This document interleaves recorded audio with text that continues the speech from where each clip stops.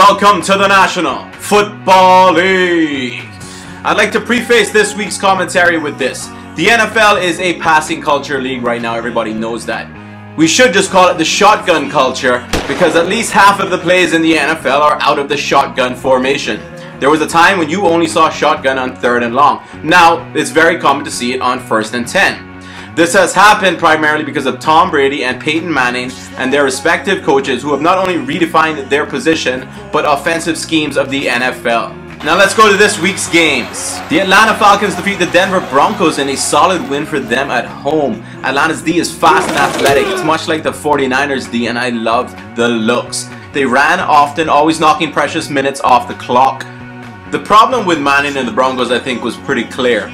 Because they fell behind early with those picks by Manning had to try and pick up the team and get them to run at his speed. But to be honest, the team's going to take most of this year before they get to where Peyton Manning is at.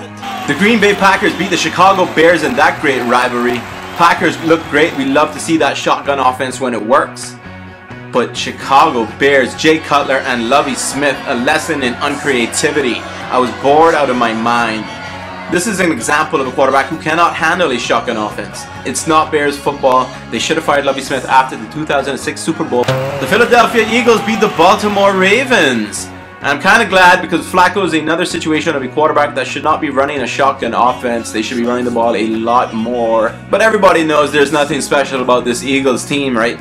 Vic, I love you, dude, but there hasn't been an athletic quarterback that has won the Super Bowl. The closest has probably been Steve Young. The San Francisco 49ers dust off the Detroit Lions. Wow, Alex Smith does look better in the same offense 2 years in a row. I especially liked Harbaugh's more conservative play calling in that game. They're bigging up the Niners in San Fran. The Pittsburgh Steelers beat the New York Jets, and just disappointing from the Jets, especially because of Rex Ryan. It's obvious now that he brought in Tebow for no other reason than to be backup to Sanchez. Were we all expecting Ryan to introduce this new redesigned offense that revolved around these two quarterbacks? Ryan just simply showing he's not creative nor bold. The New York Giants beat the Tampa Bay Buccaneers in an excellent comeback. Giants just a great team. They can stretch the field and that defense is deep. Bucks, rough around the edges, soft in the middle. The Cincinnati Bengals beat the Cleveland Browns. Don't green adults remind you of Palmer and Johnson? They're even having fun. The Houston Texans beat the Jacksonville Jaguars, and they start the season 2-0.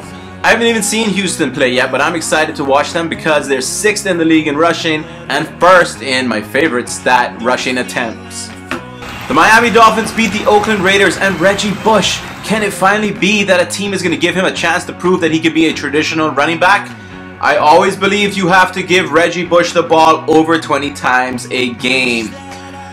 The Arizona Cardinals beat the New England Patriots. Cardinals have been a resilient team for at least a decade now, haven't they? I'm glad they're playing the 49ers twice. It'll be a great division rivalry right there. The referees. Am I the only one who's liking the referees here? The calls have been a lot more conservative and I feel like I'm seeing more football. It's not like getting chopped up into all these pieces.